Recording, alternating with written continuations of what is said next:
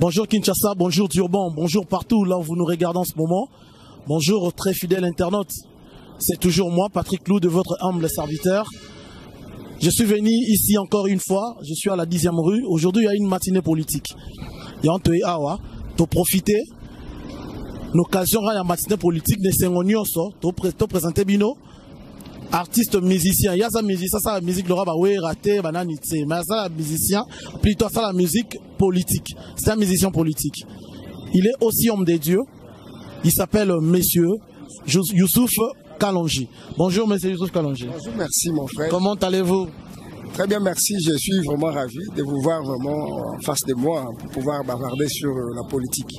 Mais lorsque au Solobela, musique politique, on ne comprend rien du tout. En fait, vous savez, musique et politique, c'est une nouvelle carrière peut-être apparemment ici au Congo. Parce que nous savons qu'au Congo, il n'y a que des sortes de musique. Il y a une musique qu'on appelle communément la musique profane. Bon, en fait, il y a encore la musique gospel, la musique des chrétiens. Alors, il peut y avoir aussi une musique politique. C'est-à-dire, moi, j'ai vraiment compris qu'il faudrait revitaliser la conscience de la classe politique congolaise. Alors, par quelle voie?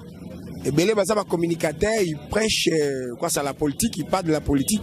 Mais moi, j'ai compris que ma seule voie pour atteindre maintenant l'opinion publique, c'est par la musique politique. Voilà. Est-ce que parmi ma musique politique, vous avez déjà bon, peut-être que vous êtes encore Moupaya Awa. Parce que si vous parlez de Youssouf Kalonji, c'est tous les DPS qui connaissent. Même là, na Poto Bayebi, les chants janvier Angoyo, la alternance.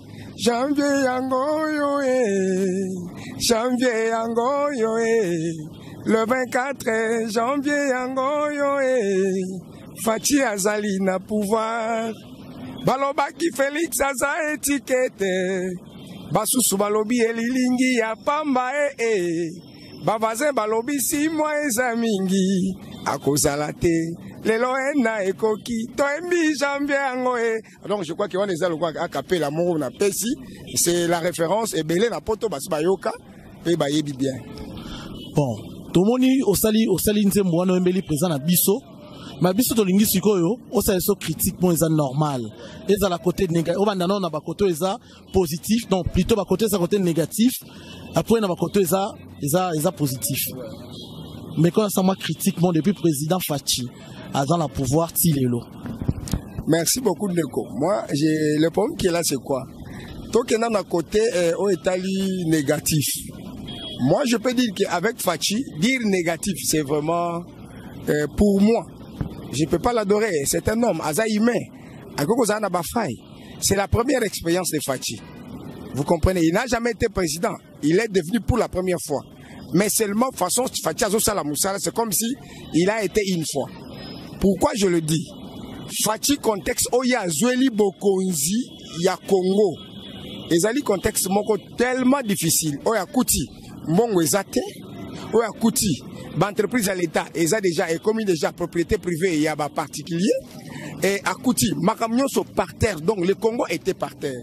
Alors qu'il est revenu maintenant au pouvoir. À Zweli Bokonzi, il fallait vraiment comprendre que eza lokola muto asombi parcelle. Mais la parcelle a coûté ma boulou. Ma boulou est belé la carte parcelle. On a ba bon de belé. Disons bangomba, banini bablo est belé la manane. Il va pas kowe la nanou à tonganaku. À kolingananou à planir d'abord, à stabiliser déjà naku naye de façon que et nani le pan on est de façon que à kotongasko naku en bonne et forme. Voilà pourquoi Fachi en tant qu'Azubo Konzi a coûté vraiment la kineze belé. Il a pris la présidence. Il n'avait pas de majorité. Comment il peut travailler? Majorité, il y a Oyo, Bazolingana nous que d'abord, va travailler au profit, il y a peuple, mais ils veulent travailler au détriment, il y a peuple, n'a pas profit, il y a Bango Moko. Avec des gens pareils, parce que la coalition de Fachi avec ces gens, c'était une condition purement constitutionnelle. Pourquoi? Parce qu'il n'avait pas de majorité parlementaire. Alors lui avait la présidence, il n'avait que l'obligation de travailler ensemble, et puis à convaincre Bango. Mais il a travaillé avec eux. Batouana balingi vraiment avancement il y a peuple d'abord oh ya yelaki bango Qu'est-ce qu'il pouvait faire? Alors je ne saurais pas parler de négativité de Tshisekedi, mais au contraire, je vais parler que Tshisekedi est parmi les meilleurs présidents qui ont travaillé. Pourquoi? Parce que aïe, la condition à jouir, pouvoir, na niveau auto, comme déjà pour le moment, il y a déjà avancé Zali. Les autres sont mona. Président Fachi, Nandenga Zako travailler. Maintenant, Azako travailler. Déjà, Congo Zaï n'a pas failli avant. Parce que remède pour que ba faille wana nyonso, ils allaient enterrer. Pour Bourbia au pays et se plonger qui n'a pas eu makasi. Parce que pour le président a arrangé ba Bourbia wana nyonso, qu'est-ce qu'il va faire exactement selon you? Face à la ligne. Merci beaucoup. D'ailleurs, c'est une question vraiment pertinente pour moi. La première chose, aspect Oya Liboso et Sengeli Pona Moga Oya Congo, mon frère, je te dis qu'il faut d'abord l'aspect spirituel. Pourquoi je parle de l'aspect spirituel? Tout commence par le spirituel. Or, à ce qui concerne le spirituel, Moga Oya Zagi dans sacrifié n'a pas démon, n'a pas Satan. Tu comprends? Et nous rentrons maintenant dans verset Oya des Chroniques au Bible et Lobby. Si mon peuple sur qui est invoqué mon nom, simili, prie, cherche ma face. Et si c'est détourne de leur mauvaise voie, moi l'Éternel, je guérirai son pays. Donc je vais expliquer par là quoi. Dans le cadre d'abord spirituel. Dans le cadre spirituel, le pays est guérissable. Le pays peut aussi être malade. C'est le cas du Congo par exemple. Le Congo est malade. Pourquoi le Congo est malade? Bazo se retrouver Misala, Ezate, vous comprenez? Pays, Ezako évolué, il n'y a rien vraiment. Le Congolais plaire du jour au jour, il y a des années et des années. Bon, maintenant, quel remède faudra-t-il donner? Dans le cadre spirituel, sur le plan spirituel, les remèdes sont là. Nzambazolo Baboye. Si mon peuple sur qui est invoqué mon nom, d'ailleurs au Congo on invoque le nom de Dieu. Maintenant, quels sont les remèdes? Les remèdes sont là. Yaliboso Alobiboy. Il similie. Yami Balé, il prie. Yami Sat, il cherche ma face. Et puis il y a 4, si se détourne de l'air mauvaise voix. Banzela Yamabe, Bakisi, Flamançonnerie, Babiloko nyoso Yamabe nyoso Yamabe nyoso wana sorti ba longwe na Babiloko wana. En réalité, mon frère, dans les cadres spirituels, ce sont là les remèdes qui peuvent faire que le pays soit d'abord guéri. Dieu dit que je guérirai son pays. Donc, nous assure que Nzambe à ce moment-là, à cause de Babistouri, Nzambe à ce moment-là, à cause de Bakinin, vous comprenez, à cause de perfusion, transfusion, à cause de pays, à transfuser pays, à Tchébabilo, nous sont nécessaires pour la guérison et le pays sera guéri. Et quelque part même la Bible aussi dit, Dieu dit lui-même aussi dans l'Ancien Testament, si vous êtes docile et que vous obéissez à mes instructions, moi l'Éternel, vous mangerez les meilleures productions du pays. Non, awa, tout le la politique, toke tolinga potoza te ozote ya Bible te. Papa, na yebi goza mosai na Nzambe. Yebisa biso président Fachi ba remède nini, il faut azwa po amener a ramener mboka na nzela. C'est ça. Les remèdes d'abord ya na lobi que eza remède spirituel onde ya liboso ya ngo monaki Fachi, président de la République na stade.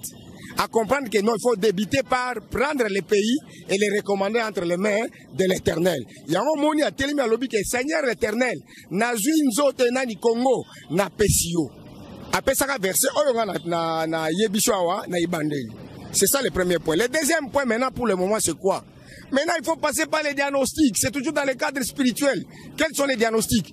Le président a compris que pour découvrir que le pays est malade, il faut les diagnostiquer. Voilà, ça lui a pris une année au moins, quelques mois. Il a compris que maintenant, pour qui sa pays, il faut une médecine quand même traditionnelle. C'est quelle médecine traditionnelle? C'est la justice. Voilà pourquoi la Bible déclare la justice élève une nation. Donc Fachi a commencé par organiser l'appareil judiciaire. Je crois que tu me comprends.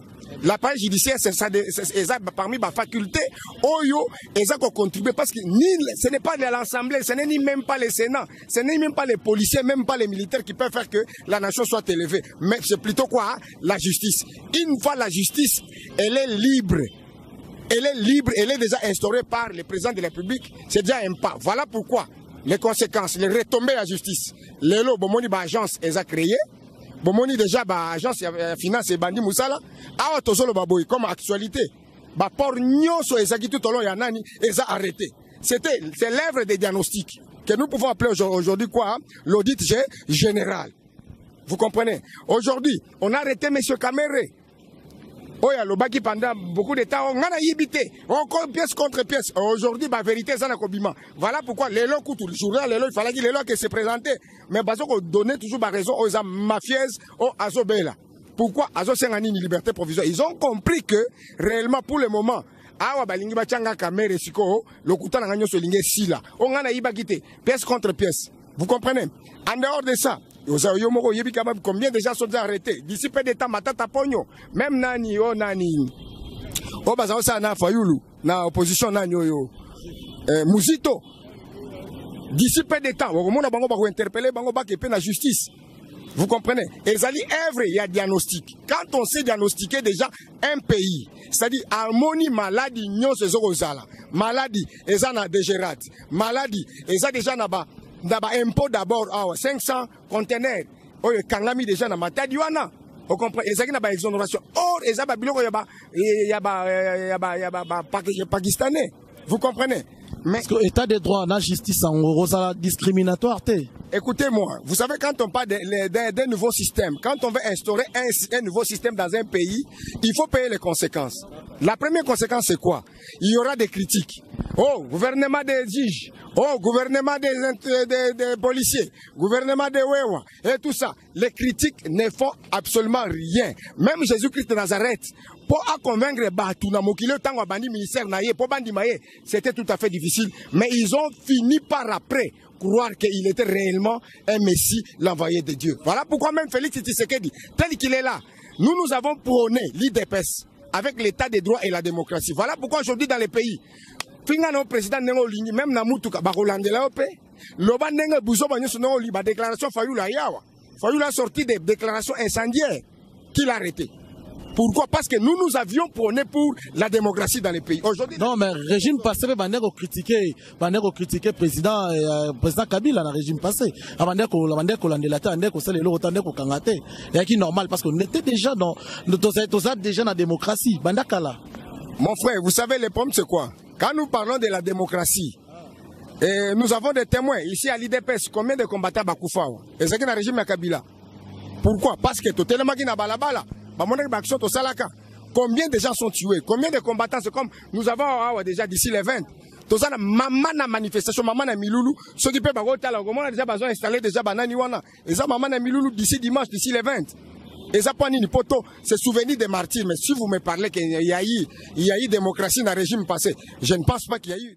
Bon, ok, on a des retours. Tosta Kati. Na papa Kalonge, Alexis Bisson na kati déjà ne ba disposition salami, les matinées politiques les deux à la royinda, tozaki on va na moment to télémi donc tout ça en face à permanence à IDPS. Donc ton moyen que to muskate pour décret bazo ebelé, to ça après 16 ans en place dans yango, te ma biso Congo expérience, les lot toza presse officielle il y a matinées politique oh to pour ça en place yango to ça la mbango poto sur la bino exclusivité à matinées politique mobimba bozo yango, toza toujours car na papa Youssouf Kalonge, papa Youssouf. Parce que dans la matinée politique, il y a les lots. Tout le monde a fait gérer ce quota. Parce que tout sur la nan. Il faut tout sur le bête maintenant les lots aller sur le bas. Tout va couper le 29 septembre. Il faut commémorer l'Iwana Bango et tout et tout. Mais question éthique à la boue. Bah toi na ba kufa qui bon ba kufa pour la liberté pour la démocratie to yebi. Mais ba famille na Bango. Est-ce que IDPS to Congo bon to cha Congo président Fachi. Hein? Est-ce que Azoa Tali Kanisa ko soutenir famille na bango te pour perdre na bango na bitumba oyo yebi bitumba ngo bien. Maman, mon frère, il y a un problème que nous ne devons jamais oublier. IDPS tous a ba faculté moko ya ko reconnaître. IDPS azo reconnaître mutinyoso à la lutte pendant 38 ans. Vous comprenez le d'abord ya liboso wana. Soko déjà bazo annoncé déjà manifestation maman na milulu mo ko salema ya ba martyr. Et ça rappelle, tous on rappeler batanga mukuna, bato FCC. Pour balobi mingi. Vous comprenez balobi mingi. Lelo ba komoko c'est la biso bato ba milice. Kaka biso moko na bilanga kuna kaka biso moko. O kaka biso moko so ça soki makamuni. On n'arrive pas à comprendre. Yango moni Nani ces gens il faut qu'on recadre bango. Manifestement maman na rappel. Moi j'appelle ça rappel. Et bien là bat bakufa wa. Vous comprenez combien de forces communes il y a ba combattants ba kufa maintenant na mboka oyo. Ba force commune boni. Combien bazako boaka bango na mai ya fleuve kuna. Et pas bato kabila na réseau ya ba kabili nyonso. Tu as compris? Bao ba tumba bango nanda ko so mona wana ndako. Mon cher cameraman, tala ndako wana tumba ba soki non nande combattant na ndako wana. Donc mukolo wana dimanche ekozala benda bika. Opesi mwa boyi. Tous les ba famille ya batu nyonso wana bako telema. Bakozala ovia nani intransgresa lokola accusation internationale ko accuser FCC otozane na coalition. Pour ngai d'après en tant qu'artiste Youssouf Kalonji na boyi makamwa na coalition. Na mona otinate. Mais yo boy, mais autorité bandi, mais moi tes contradictions allez. Problème est ça boy. Soko yoki ke autorité andimi. C'est ça le kola. Okoza na moi si dana parler. Yoza chéri, na love bien. O mondo za na ate. Yoza moi si na nga, noza na lingi yo, mais ba makamuto soko réclamer ozo mona ngoti. Yo mtabimi braza. Alobi ke non na minute oyo. Soko ti libala ngai FCC na cash. Voilà vraiment toko kanate. Mais éléguez-moi pas 2 jours, 3 jours. Babeti la nomination la plus longue du monde. Et bandana 15 heures pour ici là 23 heures. Yo benyango coalition. Yo bengo libala. Papa, matinée politique. Les lobbies l'ont relié ça makasi hein. Relié politiquement, ça makasi hein. Talaga neto zali. Et toi il bagaba idéologie en ngenge zalaga. Idéologie nini ngana oyebate. Ah mais les 20 to commémorer ba martyr na biso. OK. Ba ziki sana ba na palais oyo. OK. Ba tumba, ba mona bango ba soso na bango ba tumba bango na palais oyo. D'ailleurs pona ngai na koko sala commentaire belete po kande za mabe. Nde nazo na mona na boye sala nga bien te. Seigneur na zala nde boye pona mona na malamu. Na méchant moko méchant mabe. Na ba martyr na biso ba kenda pamba. Bo ba boma bango ba sacrifier bango po ba tombo amaba kende me suka nzama bongola eloko wana ekena na kana biso loko ezaki bon na biso moko yango ezongi na maboko na biso to commémorer les 20 et journée spéciale na peuple congolais nyonso ezaka mwana IDPS mais peuple congolais nyonso akozala awa na 10e rue awa na siège na biso 11e rue to kozala awa to ko célébrer yango bako étaler même ba photo ce que tolo bagay lelo matinée politique lelo eza ouverture ya ba activité ya ba martyr on so IDPS na lobi ezaka ka pona bongo te yo mo yebi soki moi na benga kaye na benga ke moi na buta oya biso le CG oya en place oyo asa incontournable oyo jamais azaka tiko tak pièce par pièce au PCA ya PCO anae au PCB ya PCOC siko yo siko kende na D ya keno siko na E eza bongo donc calcul eza ne pa na ye lelo ako répondre na batu oyo basali buzo ba wana tunda ya kasende oya uti koloba lelo auto sala buzo ba wana lobi tokozwa réponse na lelo wanga na peso ngana comme on ngeza flash news na peso dia news ali boso yango wana ako répondre ye ako l'accès ke biloko azoloba wana na télévision azoloba wana na ba radio azana buri kaza mayele te mukolo bonne ngazali zo benga mona muke yemei yango likolo biso to bieza nzambe na sefwati na États-Unis soki na États-Unis likolo nzambe na samabele o kokutana na Trump oke na France oko likolo nzambe na se Macron na Congo Brazzaville awa likolo nzambe na se Sassou Nguesso mais siko yo ako benga yemei yango ya ndenge nini mutu na bango esala bien te yango lelo ba ko répondre bango ba ko tia bango na nzela po ba efsa bango ke IDPS ezali eza machine politique IDPS basanga nango ta IDPS eza machine politique oye na ato songi se liyo pe nango oyebo soki pe ba ko songi te ngana zoko ta dia kuna pona ko loba pe kuna donc oye na ato songi solo pe na a oye na B to songi solo na B donner zawana mecheza mabe ndeko journaliste na kanda ya mabe kutu il faut na zo journée mobimba ponga na sola nayo vraiment nasa awa nayo nasa awa pourquoi pas nasa na kati mais pourquoi na aussi sana papa Youssouf nazolanda merci beaucoup merci papa Youssouf tozo continuer kaka to moni CG ça commune ça y milulu kalate kala mingi te awa ezobanda sikoyo peuple congolais botala yo hein bon on a déjà combattants dans la kanda peuple congolais ça erosilika normalement discours oyo CG Fabini c'est vrai le discours quoi peser quand on a bien mais normalement avant discours déjà quand des amakasi non chaleur na biso ezali par rapport ya que non tobunda te parce que IDPS nous n'avons pas encore l'état à côté na balabala tobunda na batu et c'était l'opposition. On a déjà instauré la justice qui est indépendante. Awa déjà bitumba makasi c'est état de droit en action. Vous comprenez un peu. Comme l'état de droit est déjà en action, les lots ont côté les mapona ko sala ka moi rappel na benyango moi rappel moko boyi. On comprend déjà. Donc nazo bisabino nyonso tout bande on a biso éparpillé dans le monde. Tous les diasporas, baninga na biso ba congolais. Na lobi ke mukolo lelo ezalinde ko rappeler, ezalinde ko rappeler que journée ya dimanche ezana mama na mululu wane ko zande nini. Et ko zala pona ko rappeler bato bakufa. Oyo Kabila na batu na ye ba boma. Non pas seulement bato IDPS mais tous les Congolais bakufa. Même ba ministre azaki na bango, ba conseiller azaki na bango.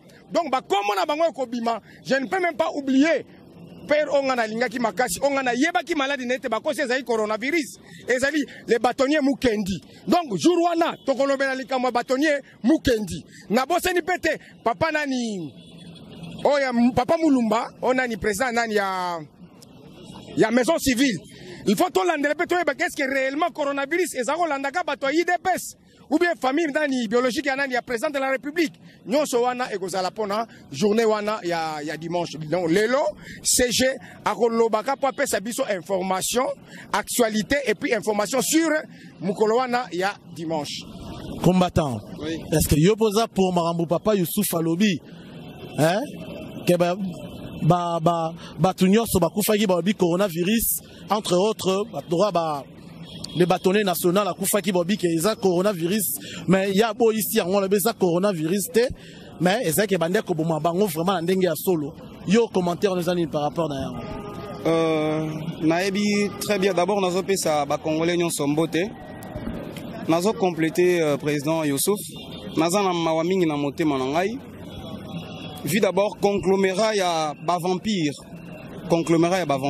ya ba toi FCC ya ba médiocre ba congolais nyonso ba yebi degré ya médiocrité na bino ndenge bo se comportaki mais neti ba to FCC ndenge baza wana ils n'ont pas un message à donner au peuple congolais baza na message ata moko ya kopesa peuple congolais te bango il faut bayo kaka soni ils doivent fermer leur bouche ba kangi minoko na bango baza na message te ndenge nini ils n'ont pas les messages. Pourquoi? Je vais commencer avec un monsieur comme Chadari, quelqu'un qui prétendait devenir un président de la République, qui vous dit coup sur coup. C'est-à-dire, ceux qui, bon, exemple, ceux qui ont fini, maman na yo, maman na yo. Immoralité. Immoralité notoire. Donc, baza batu moko boye, baza na message à copier sa peuple congolais. Pourquoi? Parce que comportement na bango nyonso ko banda mbula o Kabila kota na pouvoir ti 18 ans ba coloniser biso ils ont colonisé après ba belge bango ba ko coloniser sous biso pendant 18 ans nous avons souffert talana ndenge batiki jeunesse batiki Félix Moussala Makasi batiki Fatou Moussala Makasi et après ozui lokola neti mutu mususu o nani oyo Chadari il est en train d'entretenir ba jeunes na ba armes. Aujourd'hui, il y a chaleur. Il se promène avec une arme à feu. Soi-disant policier. Or, tu as dit que les policiers sont politiques. Maintenant, il y a des milices. Mais les bérets rouges sont des milices. Ils ont calciné les combattants vifs. Hein? Est-ce que vous avez un message au peuple congolais? Vous avez un message au peuple congolais?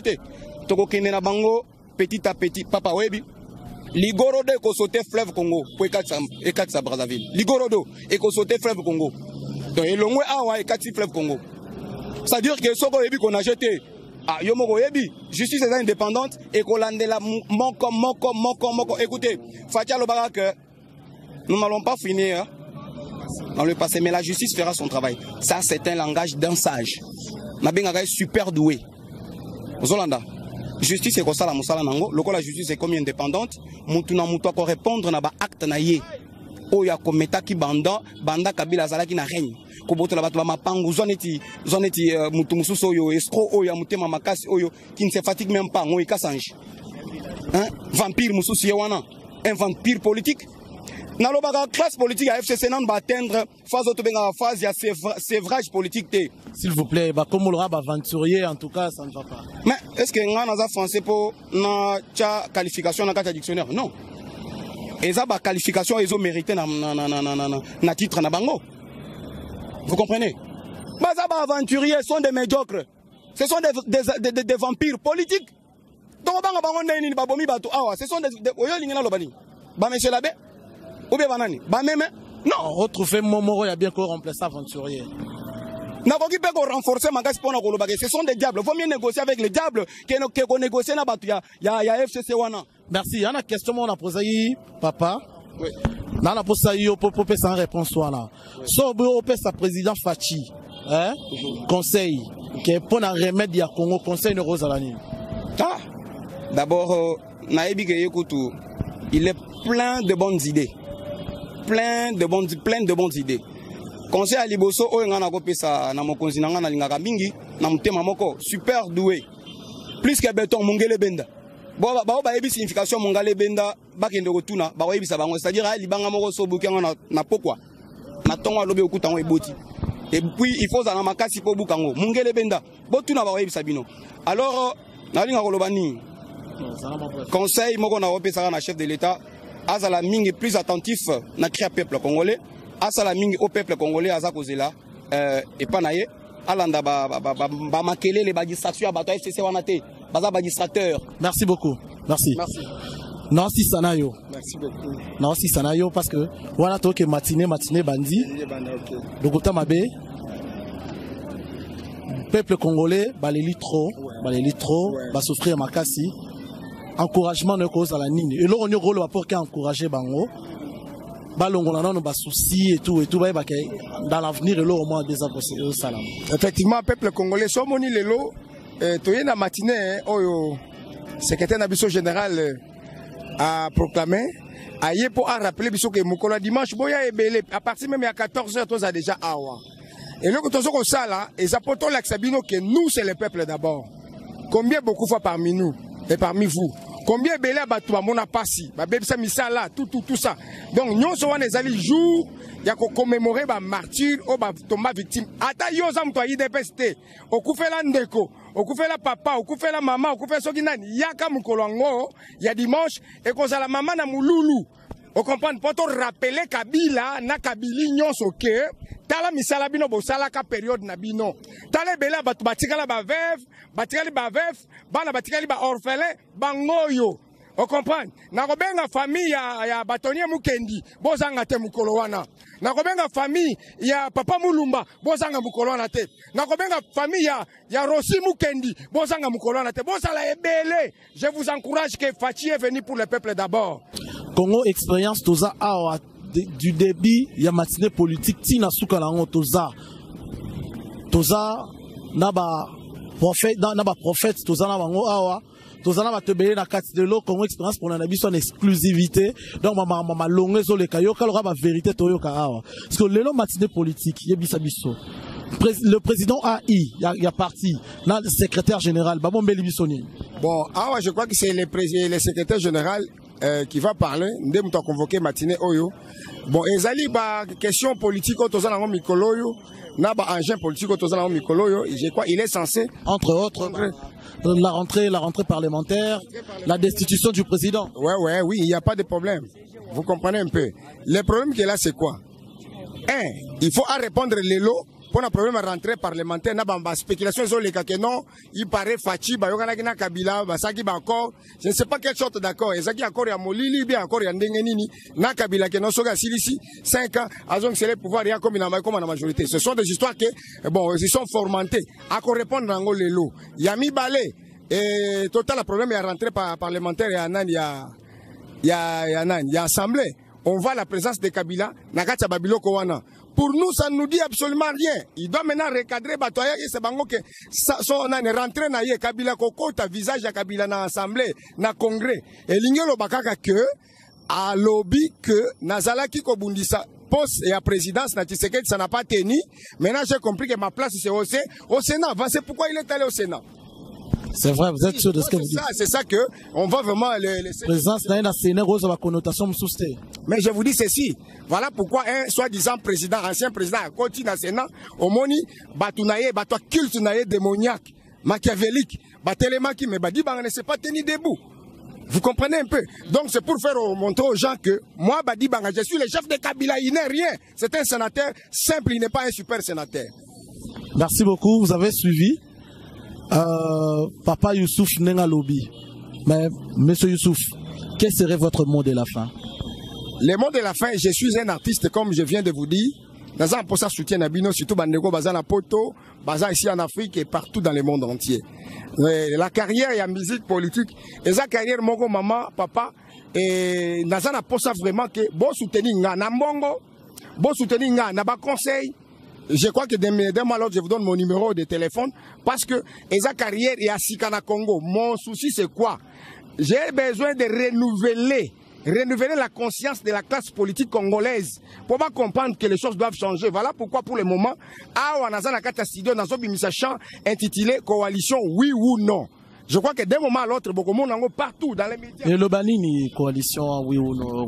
Oh non, mais coalition oui ou non. Je vais montrer d'abord le pourquoi la coalition. Et en plus de ça, qu'est-ce qu'il y a eu pendant la coalition de FCC et Cash?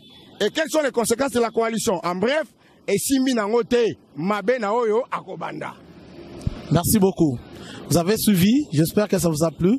Aza awa, mais soit batman pour ça ba bandego na so bali bando baza partout, bana pour ça ba kutana na yo, ba benga yo, bon on comment? Oui, mon numéro est simple, c'est plus 243 81 098 33 64. Plus 243 81 098 33 64. Youssouf Kalonji. Youssouf Kalonji. Merci beaucoup. Quant à moi, je vous dis bye bye et on se retrouve prochainement. Merci.